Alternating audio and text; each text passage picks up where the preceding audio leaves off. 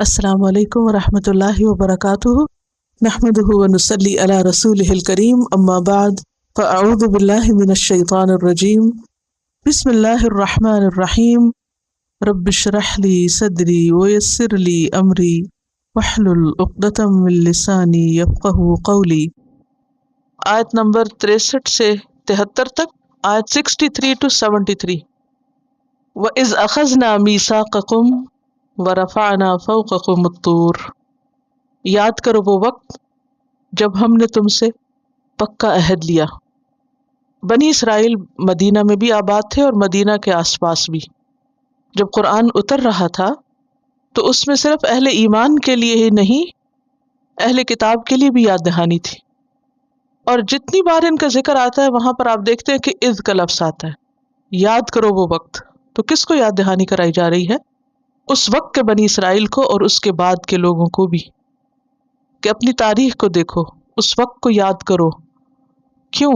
تاکہ وہ بات جو ان کے آباء و اجداد سے کہی گئی تھی اسے یہ بھی یاد کریں، جس پر انہیں عمل کرنے کے لیے کہا گیا اس پر یہ بھی عمل کریں۔ وَإِذْ أَخَذْنَا مِيثَاقَكُمْ، جب لیا ہم نے تم سے پکا وعدہ۔ کس بات کا وعدہ؟ تورات پر عمل کرنے کا وعدہ۔ کب لیا گیا؟ جب ان کے اندر عمل کی کمزوری آ گئی، جب انہوں نے اللہ کی کتاب سے غفلت برتنا شروع کی، جب اللہ کی آیات کو اپنی پیٹھ پیچھے ڈال دیا۔ اور کس طرح یہ وعدہ لیا گیا؟ وَرَفَعْنَا فَوْقَكُمُ الطُّورَ، اٹھایا ہم نے تم پر طور کو، یعنی کوہ طور کو ان کے سروں کے اوپر چھتری کی طرح چھا کے ان سے عہد لیا گیا۔ سوچئے کہ ایک پہاڑ زمین سے اکھیڑا جائے اور اٹھا کر ان کے سروں پر مسلط کیا جائے۔ سورۃ الاعراف 171 میں آتا ہے وَإِذْ نَتَقْنَا الْجَبَلَ فَوْقَهُمْ كَأَنَّهُ ظُلَّةٌ، اور جب ہم نے ان کے اوپر پہاڑ اٹھا کر چھتری کی طرح چھا دیا، ظلہ یعنی پورا سائبان جیسے ہوتا نا، جیسے آپ سمجھے کہ چھت کی طرح لیکن بغیر دیواروں کے۔ امیجن کریں تھوڑی دیر کے لیے کہ آپ کسی میدان میں کھڑے ہیں اور یکا یک ایک پہاڑ اپنی جگہ سے اٹھتا ہے اور آپ کے سر پہ آ کے معلق ہو جاتا ہے۔ اس وقت کہا گیا خذوا ما آتیناکم بقوۃ، پکڑ لو، لے لو جو بھی ہم نے تم کو دیا ہے، تورات میں سے جو بھی تمہارے پاس ہے اسے قوت یعنی مضبوطی سے پکڑو۔ مضبوطی سے پکڑنے سے مراد صرف ہاتھوں کے ساتھ مضبوط زور سے پکڑنا نہیں کہ پوری طاقت لگا کے کسی چیز کو پکڑ لیا جائے۔ کتاب حصی طور پر بھی احتیاط کے ساتھ مضبوطی کے ساتھ پکڑی جاتی ہے، اور اس کے ساتھ ساتھ معنوی طور پر بھی، عملی طور پر بھی، اور یہاں اسی کی طرف اشارہ ہے۔ یعنی اس کے اندر جو احکامات ہے، جو کچھ اس میں کہا گیا ہے اس کو پوری طرح لے لو، اس کے احکام کے معاملے میں غفلت نہ برتو، سستی نہ برتو، اس کو چھوڑ نہ دو، اس کو بھلا نہ دو، ایک طرف نہ رکھ دو، طاقوں میں نہ سجا دو۔ وہ جیسے ماہر القادری کی ایک نظم آپ سب نے سن رکھی ہوگی، جس میں وہ قرآن کا شکوہ لکھتے ہیں طاقوں میں سجایا جاتا ہوں، یعنی میری قدر و قیمت اور عظمت کیا رہ گئی کہ بس مجھے اونچی جگہوں پر سجا کے رکھ دیا گیا۔ اور اب حقیقت یہی ہے کہ ہم نے بھی اپنی کتاب کے ساتھ کیا کیا ہے، خوبصورت کیلیگرافی کے ساتھ اس کو ڈیکوریشن پیس بنا لیا گیا ہے، یا یہ کہ اس کو بہت عزت، ادب، تقدس، احترام کے ساتھ بہت سنبھال کے رکھ دیا گیا، اور کھولنے کی نوبت کم ہی آتی ہے۔ تو یہاں کیا کہا جا رہا ہے؟ پکڑو اس کو قوت کے ساتھ، اور صرف پکڑ ہی نہ لو بلکہ وَاذْكُرُوا مَا فِيهِ، یاد رکھو اس کو جو بھی اس میں ہے۔ کسی بھی چیز کو یاد رکھنے کا طریقہ کیا ہے؟ بار بار پڑھنا، بار بار دہرانا، دیکھتے رہنا۔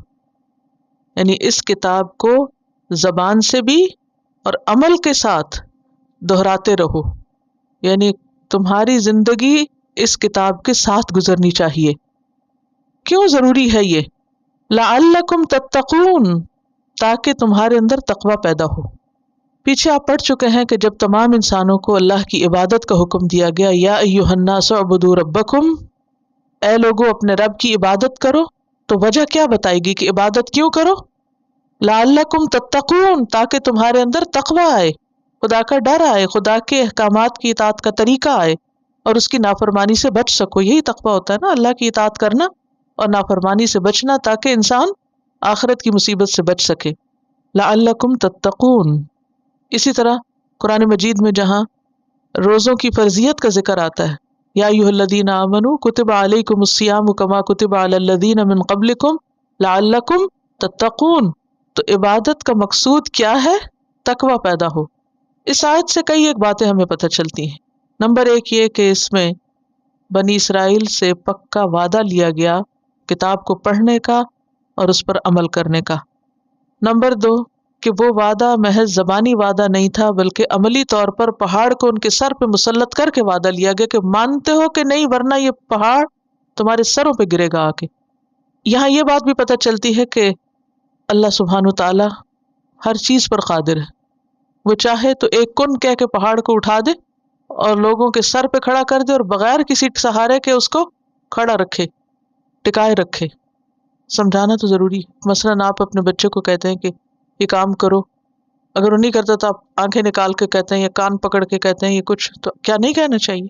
کہنا چاہیے، تاکہ بڑے ہو کے وہ یہ نہ کہے کہ آپ نے مجھے کیوں نہیں سمجھایا. آپ مجھے سمجھاتے تو اللہ تعالیٰ تو حجت تمام کر رہے ہیں کہ کوئی یہ نہ کہے کہ ہمیں بتایا نہیں گیا. بعض اوقات کسی کو صرف الفاظ اثر کر جاتے ہیں اور بعض لوگوں کو الفاظ کے ساتھ سختی بھی چاہیے ہوتی ہے. یہ جو لوگ کہتے ہیں نا کہ لا اکراہ فی الدین، دین میں کوئی جبر نہیں، ٹھیک ہے، جب تک آپ مسلمان نہیں تو آپ پہ جبر نہیں. جب آپ مسلمان ہو گئے تو پھر کیا ہے؟ جبر ہے. ماں باپ کا کیا فرض ہے کہ اگر بچے نماز نہ پڑھیں تو کیا کریں؟ چھوڑ دیں. کیا حکم ہے؟ 10 سال کا بچہ ہو جائے تو پھر مار کے بھی پڑھاؤ. اب کوئی کہے ایسی نماز کا کیا فائدہ جو مار کے پڑھائی جائے؟ کیونکہ ابھی اس کی عقل اتنی میچور نہیں کہ وہ اپنے نفع نقصان کو سمجھ سکے. ابھی اس کو نصیحت کے ساتھ مار کی بھی ضرورت ہے، حتیٰ کہ وہ عقل کی پختگی کی عمر کو پہنچ جائے، پھر خود فیصلہ کر لے کہ اسے کچھ کرنا ہے یا نہیں، پھر اللہ کے ہاں جواب دے. جب تک وہ چھوٹا ہے تو بنی اسرائیل بھی ابھی اتنے میچور نہیں ہوئے تھے. تو ان کو صرف زبان سے نہیں بلکہ عملی طور پر ڈانٹ کے اور ایک پہاڑ سر پہ مسلط کر کے سمجھایا جا رہا ہے کہ لے لو اس کتاب کو مضبوطی سے.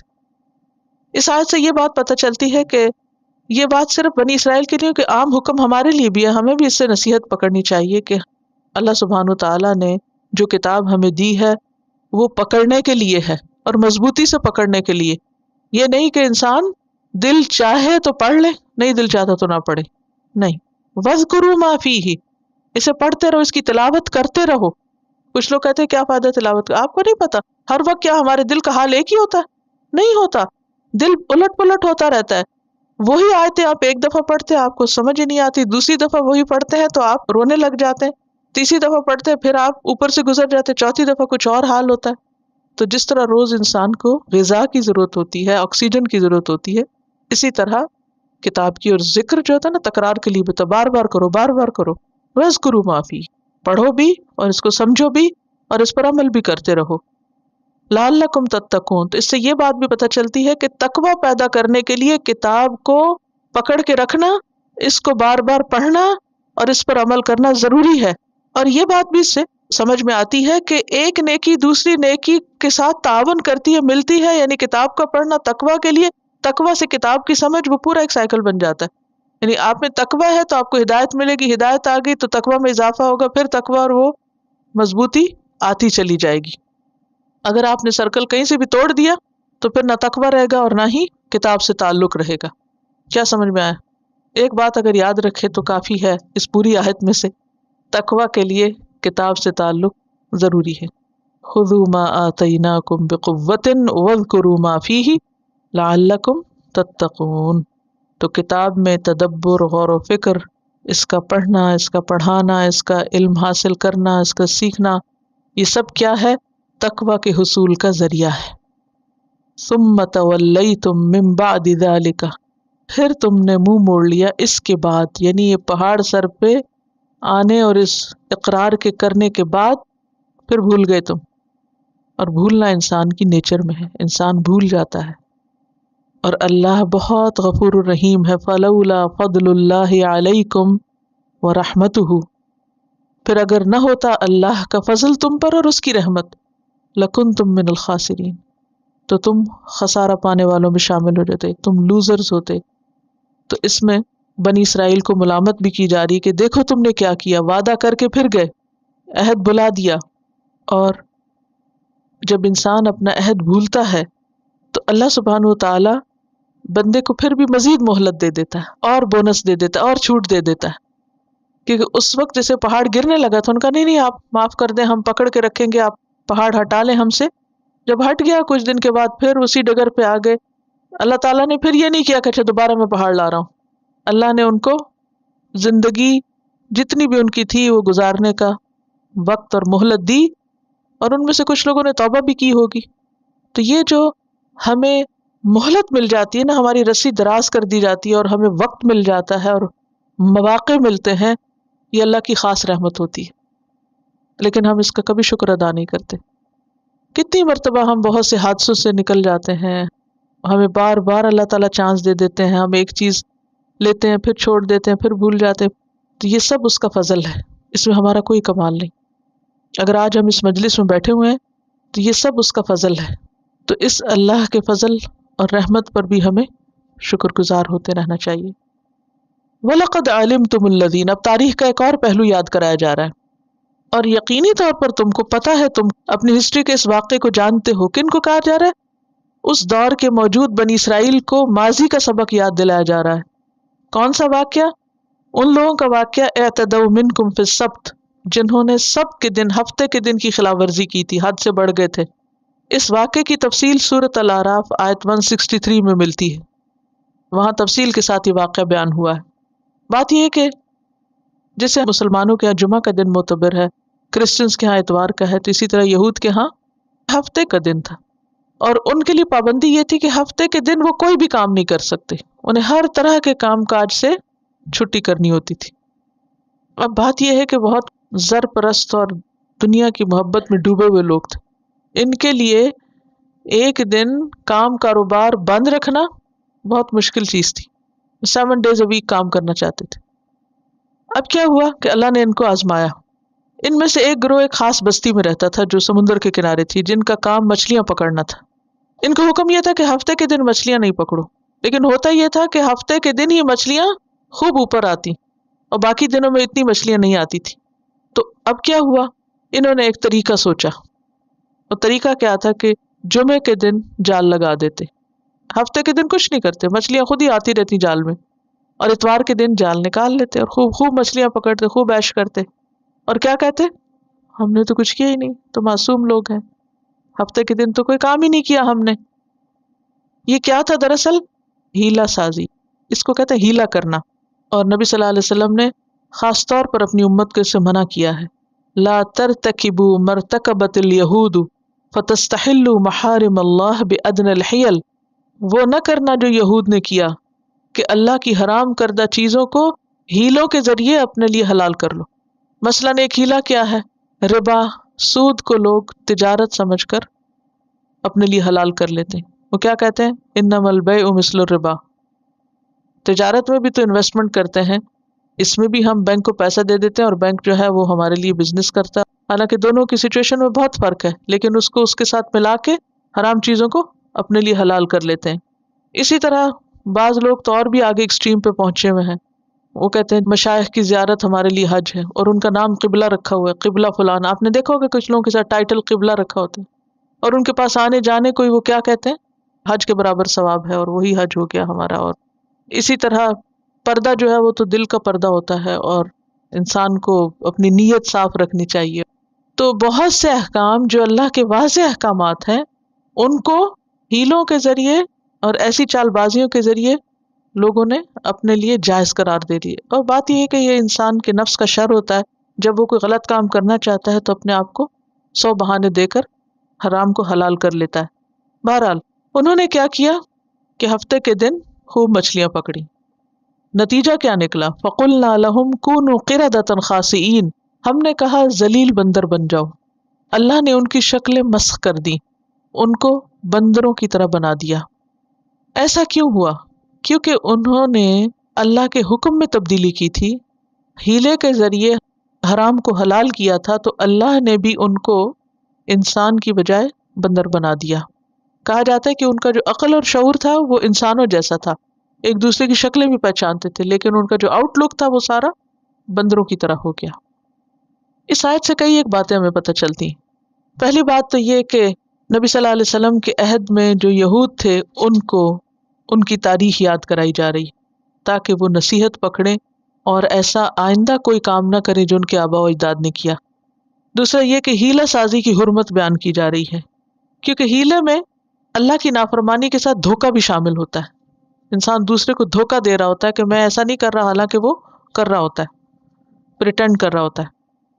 پھر یہ بات بھی پتہ چلتی ہے کہ اگر کوئی شخص عملی طور پہ خدا کے حکم کی نافرمانی کر رہا ہے لیکن تعویلوں سے ظاہر کر رہا ہے کہ وہ اللہ ہی کی بات مان رہا ہے، تو یہ گمراہی کی ایک قسم ہے۔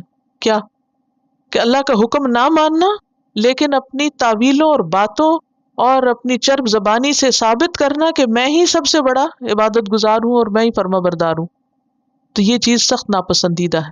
اگر کوئی غلطی کر رہا ہے انسان اور وہ کہ میں غلط ہوں، آئی ایم رانگ، تو یہ قصور کم ہے، لیکن غلطی کر کے جسٹیفیکیشن دینا اور غلطی کو سچائی ثابت کرنا یہ انتہائی ناپسندیدہ چیز ہے، کیونکہ اصلاح ہو ہی نہیں سکتی نا۔ یہ وہ لوگ ہوتے ہیں جن کی عقل مسخ ہو چکی ہوتی ہے۔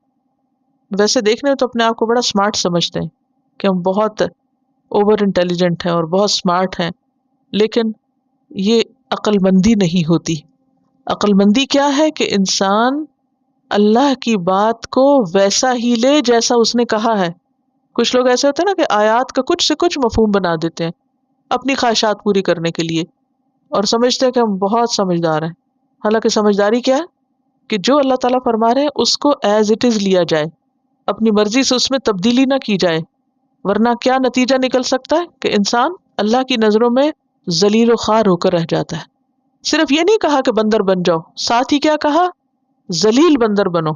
آپ دیکھیے تھوڑی دیر کے لیے بعض اوقات ایسا ہوتا ہے نا کہ کسی حادثے کے نتیجے میں، جلنے کے نتیجے میں، کسی وجہ سے انسان کی شکل میں تبدیلی آ جاتی ہے۔ ایسا ہو جاتا ہے بعض اوقات، کوئی کٹ لگ جاتا ہے، کوئی ایکسیڈنٹ ہو جاتا ہے، خدا نخواستہ کوئی آنکھ ضائع ہو جاتی ہے، تو اس کے بعد لوگ کیا محسوس کرتے ہیں؟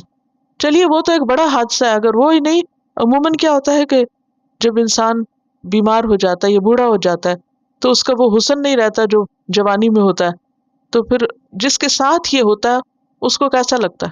ذرا حقیقت کی سطح پہ اتر کے دیکھیں کہ اگر خدا نخواستہ کسی کے منہ پہ کوئی چیز نکل آئی ہے، چھپتا یا نہیں؟ کبھی کپڑے سے چھپاتے ہیں، بعض اوقات کسی کے بال اتر جاتے ہیں تو کیا کرتے ہیں؟ یہ کہتے ہیں کہ کل ان کے ہاتھ سے انک ان کے منہ پہ لگ گئی تو 2-3 لوگوں نے ان کو اشارے سے کہا کہ انک لگی ہوئی ہے، تو کہتی ہے کہ میں باقاعدہ منہ کو چھپا کے واش روم تک گئی۔ یہی ری ایکشن ہوتا ہے نا کہ جب پتہ چلے کہ منہ پہ وہ ہو گیا ہے جو اچھا نہیں لگ رہا تو انسان فوراً چہرہ چھپاتا ہے۔ جو مجرم لوگ ہوتے ہیں آپ نے دیکھا ہوگا فوراً اپنا منہ چھپا رہے ہوتے ہیں کیونکہ ان کے اوپر ذلت کا پردہ آتا ہے۔ تو خود سوچیں کہ جب ان کے شکلیں بگڑ کر بندر بنی ہوں گی تو ان کے لیے کتنی ذلت اور رسوائی کی بات ہوگی۔ آپ نے بعض اوقات دیکھا ہوگا کہ فوٹو شاپ کے ذریعے لوگ لیڈرز کی شکلیں بگاڑ کے کچھ سے کچھ بنا کے ان کو پیش کرتے رہتے ہیں، اور بعض لوگ تو اپنی بھی بگاڑ رہے ہوتے ہیں۔ حالانکہ یہ خلق میں تبدیلی ہے، اللہ کے سوا کسی کو حق نہیں کہ وہ خواہ وہ تصویر کے ذریعے ہی کچھ اس طرح کے بگاڑ پیدا کرے۔ آج کل بچے اس کو بڑا کول سمجھتے ہیں کہ ہم اپنی شکل کو الٹا سیدھا بنا کے بہت ذہین ہے اور بہت ہم کو ٹرکس آتے ہیں، کیا سے کیا کر سکتے ہیں، لیکن یہ کوئی عقل مندی کی بات نہیں۔ تو انہیں کہا گیا کہ ذلیل بندر بن جاؤ، اور اس سے پتہ یہ چلتا ہے کہ اس طرح کے شکل کا بگاڑ انسان کے لیے ذلت اور رسوائی کا سبب بھی ہے۔ بعض اوقات آپ نے دیکھا ہوگا کہ جو لوگ بہت غلط کام کرنے والے ہوتے ہیں ان کے چہروں پہ ایک خاص قسم کی کرختگی سی آ جاتی ہے، کیونکہ چہرے دل کے عکاس ہوتے ہیں۔ تو انسان کو غلط کام کرتے ہوئے ڈرنا چاہیے کہ وہ چھپ نہیں سکتا، وہ چہروں پہ آ جائے گا، نفرتیں، محبتیں، سب کچھ چہروں پہ آ جاتی ہیں۔ اسی طرح اللہ کے احکامات کی نافرمانی چہروں پہ آ جاتی، چہرے بتاتے ہیں۔ وَجَعَلْنَاهَا نَكَالًا لِمَا بَيْنَ يَدَيْهَا وَمَا خَلْفَهَا، تو ہم نے ان کو عبرتناک چیز بنا دیا اس دور کے لوگوں کے لیے اور بعد کی جنریشنز کے لیے بھی۔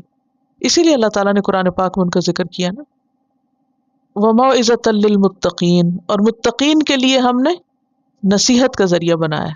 اب یہاں آپ دیکھیے کہ کچھ لوگوں کے لیے نکال ہے اور کچھ لوگوں کے لیے موعظہ ہے. بات یہ ہے کہ جب کوئی شخص عمل نہیں کرتا تو بسا اوقات اس کی سزا آخرت میں ہوتی ہے، لیکن دنیا میں بھی اللہ سبحانہ وتعالیٰ اس کو ایسی ایسی چیزوں سے دوچار کرتے ہیں کہ جس سے وہ خود بھی سبق سیکھے. یعنی جیسے کہتے ہیں نا، جھنجھوڑ کے اس کو کسی حادثے سے گزارتے ہیں تاکہ وہ ہوش میں آئے. اور بعض اوقات صرف اس کے اپنے لیے نہیں، وہ واقعہ دوسروں کے لیے بھی عبرت کا واقعہ ہو جاتا ہے. یعنی کچھ تکلیفیں ایسی ہوتی ہیں کہ جو انسان کے صرف اپنے لیے سبق نہیں ہوتی، دوسروں کے لیے بھی سبق بن جاتی. لوگ مدتوں اس کو یاد کر کر کے دوسروں کو نصیحت دلاتے ہیں. اور ایسے کئی ایک واقعات ہوتے ہیں، سورۃ یوسف میں آتا ہے، ان کے واقعات میں عبرت ہے عقل والوں کے لیے.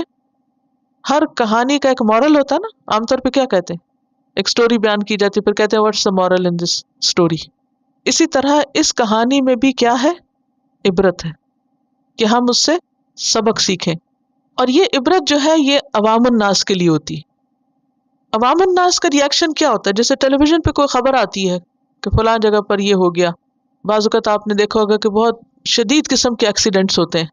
اچھا، لوگ اس کو پڑھتے ہیں، پھر کیا کرتے ہیں، تھوڑی دیر کے لیے عبرت پکڑتے ہیں. عبرت کیا؟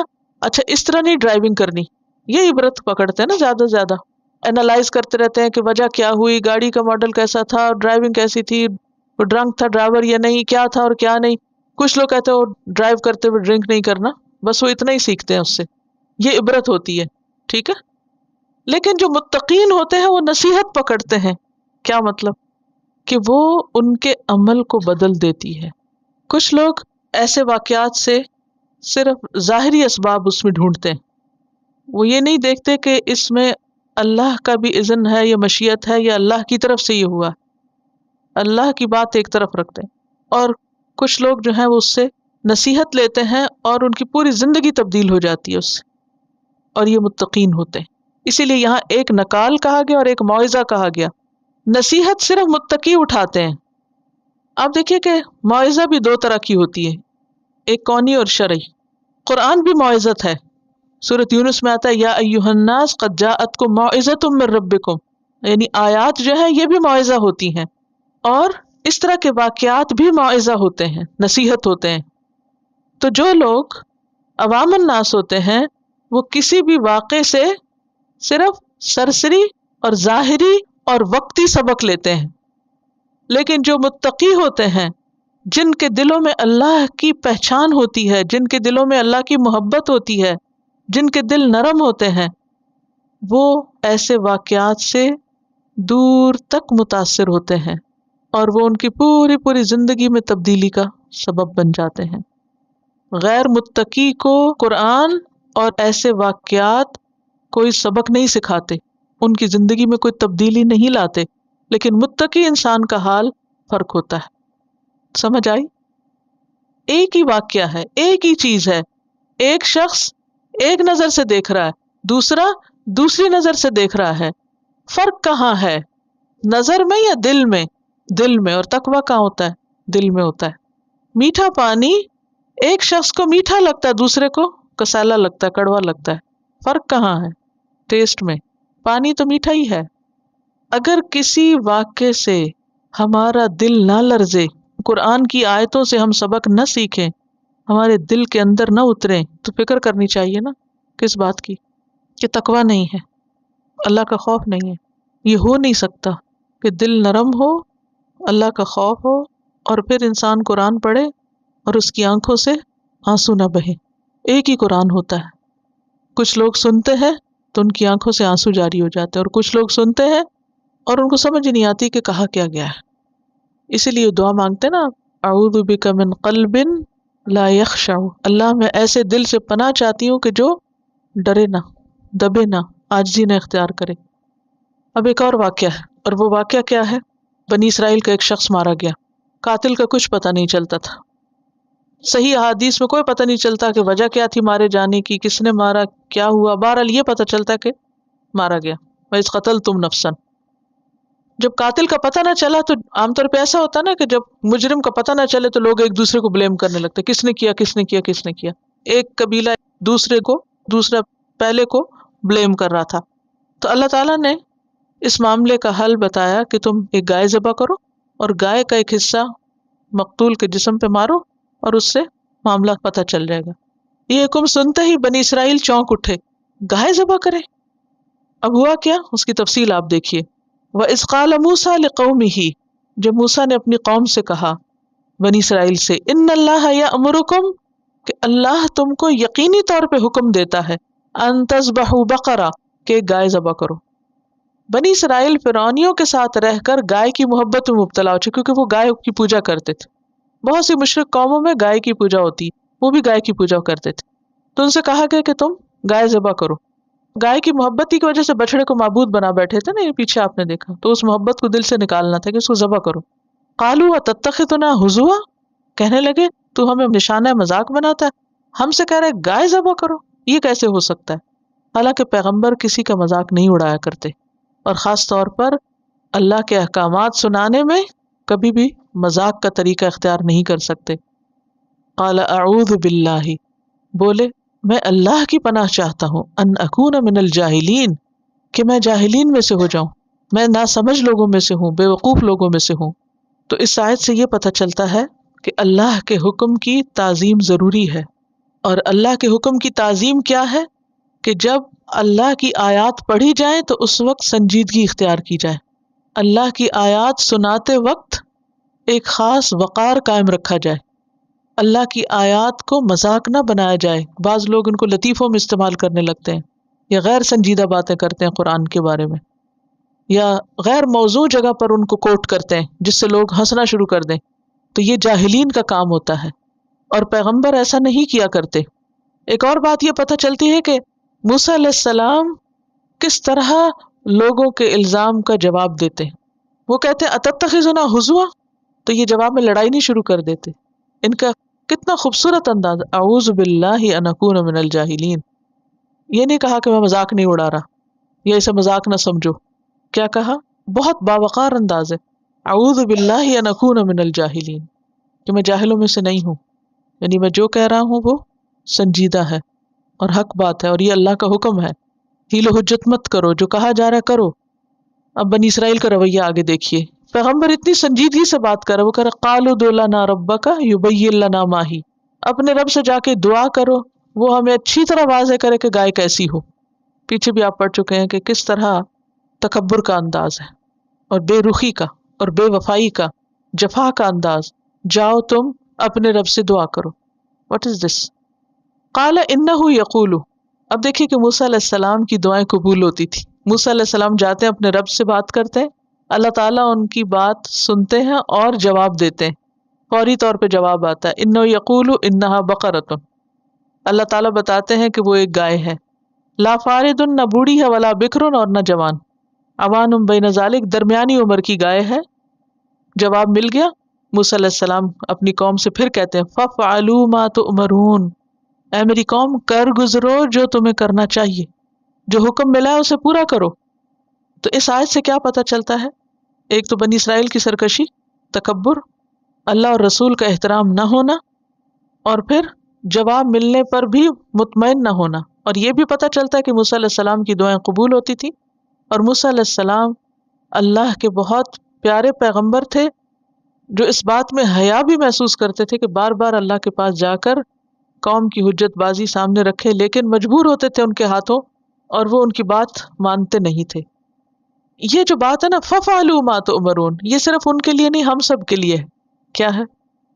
پڑھیے اس کو ذرا، فَافْعَلُوا مَا تُؤْمَرُونَ، کرو جو کرنے کا حکم ملا ہے، کر ڈالو، حجت بازی نہیں، سمعنا وَأَطَعْنَا، ہم نے سنا، ہم نے مان لیا، فَافْعَلُوا مَا تُؤْمَرُونَ، مقصد پہ نظر رکھو، اور نیکی کے بارے میں دیر نہیں کرنی چاہیے انسان کو کبھی۔ ہمیں کیا حکم ملا ہے؟ قرآن مجید میں آتا ہے سارعوا الی مغفرۃ، جلدی سے دوڑو مغفرت کی طرف، والسابقون السابقون ففروا الی اللہ، دوڑو اللہ کی طرف۔ ایک اور جگہ پر آتا ہے وفی ذلک فلیتنافس المتنافسون، مقابلہ بازی کرنے والوں کو ان چیزوں میں مقابلہ کرنا چاہیے کہ ایک دوسرے سے آگے بڑھ کے اللہ کی بات ماننی چاہیے، نہ کہ حجت بازی کر کے انسان ٹالے۔ یہ منافقین کی صفت ہوتی ہے، وَإِذَا قَامُوا إِلَى الصَّلَاةِ قَامُوا كُسَالَىٰ، کہ جب نماز کا وقت آتا ہے تو سستی کر کے، ٹال مٹول کر کے ادھر ادھر ہوتے ہیں۔ لیکن اہل ایمان کیا ہوتے ہیں؟ فَفَعَلُوا مَا تُؤْمَرُونَ قَالُوا ادْعُ لَنَا رَبَّكَ يُبَيِّن لَنَا مَا لَوْنُهَا. کہاں باز آنے والے، کہاں ٹلنے والے، حجت باز. پھر کہنے لگے اچھا ذرا ہمیں یہ تو بتائیں کہ اس کا رنگ کیسا ہو. قَالَ إِنَّهُ يَقُولُ إِنَّهَا بَقَرَةٌ صَفْرَاء. موسیٰ علیہ السلام پوچھ کر پھر آتے ہیں، پھر بتاتے ہیں.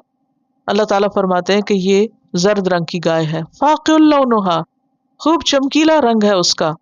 تسر الناظرین، دیکھنے والوں کو خوش کرتی ہے، یعنی جو دیکھے خوش ہو جائے. تو اس آیت سے کیا پتہ چلتا ہے؟ وہی بنی اسرائیل کی حجت بازی، حکم ماننے میں ٹال مٹول کرنا. اور یہ بات بھی پتہ چلتی ہے کہ بہت سی چیزیں دیکھنے سے انسان کو خوشی حاصل ہوتی ہے، یعنی خوبصورتی انسان کو متاثر کرتی.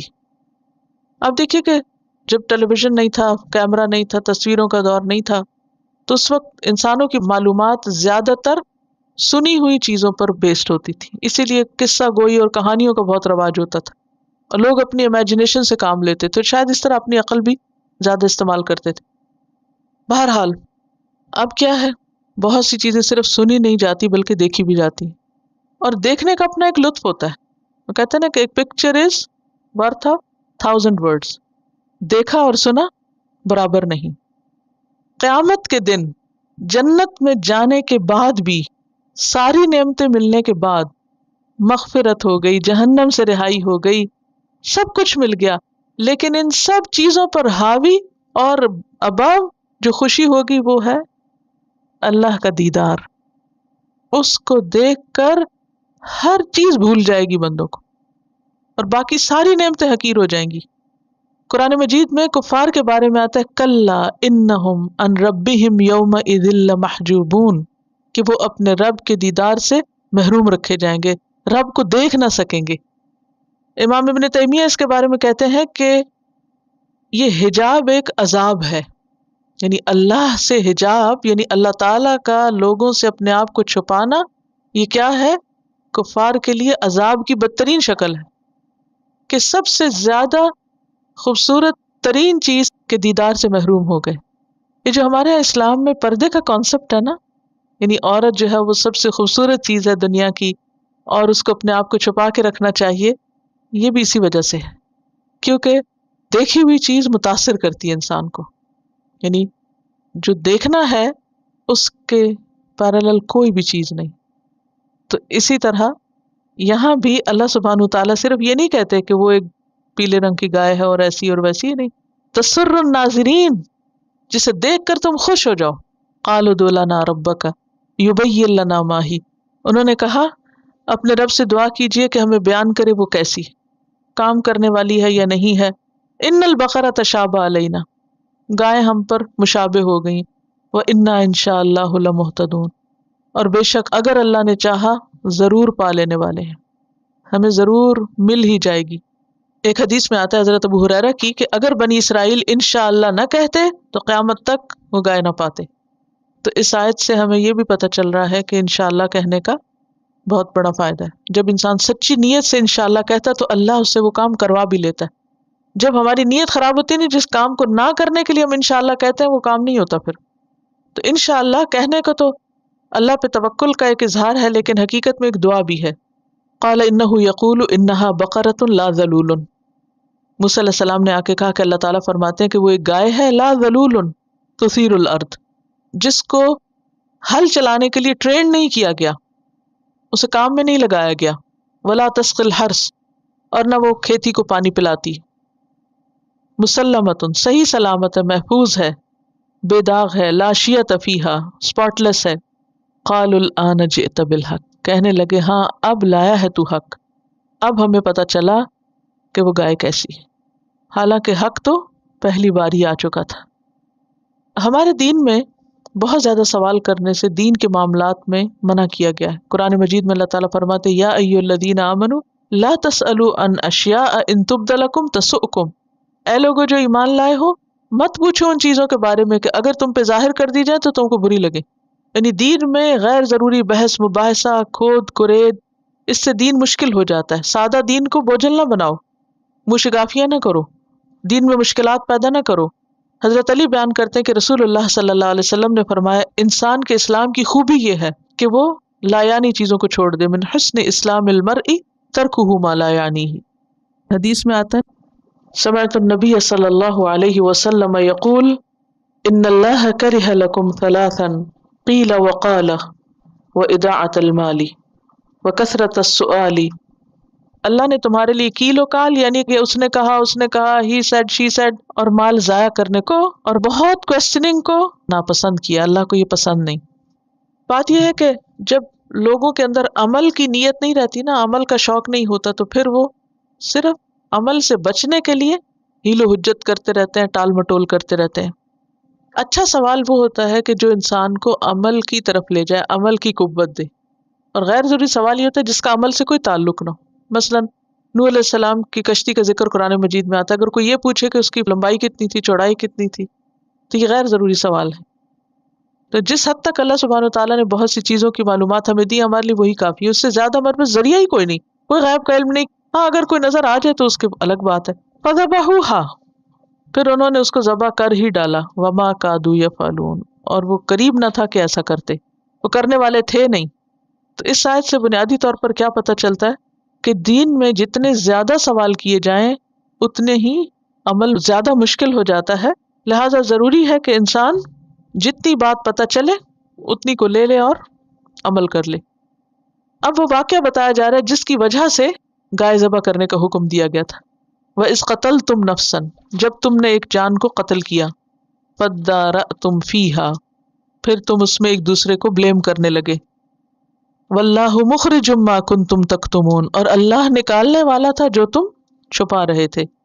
اس آیت سے یہ بات پتہ چلتی ہے کہ انسان اگر برے کام چھپ کے بھی کرتا ہے تو اللہ اس کو ظاہر کر دیتا ہے.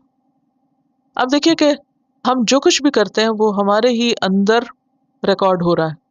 جو ہمارا دل ہے نا، یہ ہارڈ ڈسک کی طرح ہے. جیسے کمپیوٹر ہوتا ہے نا، تو آپ کچھ بھی ٹائپ کریں تو کہاں سیو ہو جاتا ہے؟ ہارڈ ڈسک میں سیو ہو جاتا ہے. اب آپ اس کی فائلز بنا لیتے ہیں، جس کو کلک کرتے ہیں کھل جاتی. اور لوگوں سے چھپانے کے لیے آپ ان کو کوڈ کر دیتے ہیں کہ کوئی ہماری فائل نہ کھولے. لیکن اللہ کے لیے ڈی کوڈ کرنا کچھ بھی مشکل نہیں. تو اس آیت سے بہت بڑا سبق یہ ملتا ہے کہ انسان غلط کام نہ کرے، خواہ چھپ کر ہی کیوں نہ، کیونکہ واللہ مخرج ما کنتم تکتمون، اللہ نکال کے رکھے گا جو بھی تم چھپاتے. اور قیامت کے دن یوم تبلی السرائر، سارے راز کھول کے بیان کر دیے جائیں گے، سامنے لے آئے جائیں گے. لا تخفى منکم خافیہ، کوئی چھپی ہوئی چیز چھپی نہ رہے گی. اور اس دن کی ذلت اور رسوائی انسان کے لیے کیا ہے کہ چھپی ہوئی چیزیں سامنے آ جائیں. یہ اللہ کا خاص کرم ہے کہ انسان کے عیبوں پر پردہ ڈال دے. فَقُلْنَا اضْرِبُوهُ بِبَعْضِهَا، ہم نے کہا اس کا بعض حصہ اس پہ مارو. كَذَلِكَ يُحْيِي اللَّهُ الْمَوْتَى، اللہ اسی طرح مردوں کو زندہ کر دے گا. یعنی جیسے اس مقتول کو زندہ کر دیا گیا، کیونکہ کہا جاتا ہے جو ہی وہ گائے کا ٹکڑا مارا، مقتول اٹھ بیٹھا اور اس نے اپنے قاتل کا نام بتا دیا. اس واقعے سے اللہ تعالیٰ سبق سکھانا چاہتے تھے بنی اسرائیل کو کہ تمہارا جو آخرت پر ایمان کمزور ہو چکا ہے، تو اس واقعے سے سبق سیکھو. قیامت کے دن اللہ تم کو اسی طرح اٹھا دے گا. وَيُرِيكُمْ آيَاتِهِ، اور وہ دکھاتا ہے تم کو اپنی نشانیاں. لَعَلَّكُمْ تَعْقِلُونَ، تاکہ تم عقل سے کام لو، تم سمجھو، بات کی حقیقت کو پاؤ، غور کرو. تو اس گائے کے واقعے سے بہت سے سبق ملتے ہیں، جن میں سے ایک تو یہ ہے کہ انسان کو اللہ کا حکم سیدھا سیدھا مان لینا چاہیے، دین میں بہت حجت بازی نہیں کرنی چاہیے. ایک اور بات یہ ہے کہ اس میں دوسری زندگی کا ثبوت بھی ملتا ہے.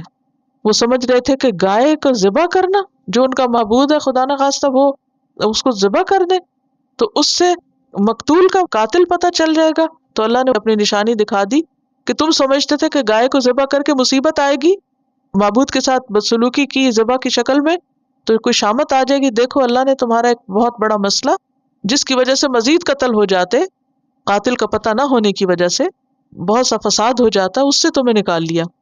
یعنی گائے کا ذبح ہونا مقتول کے زندہ ہونے کا سبب بن گیا.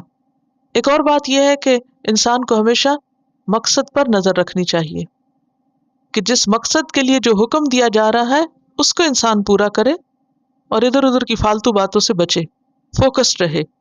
اور سب سے بڑا سبق یہ کہ قیامت کے دن اللہ ہم سب کو دوبارہ زندہ کرنے والا ہے اور ایک ایک چیز کھول کے بیان کر دے گا جو بھی کسی نے کی.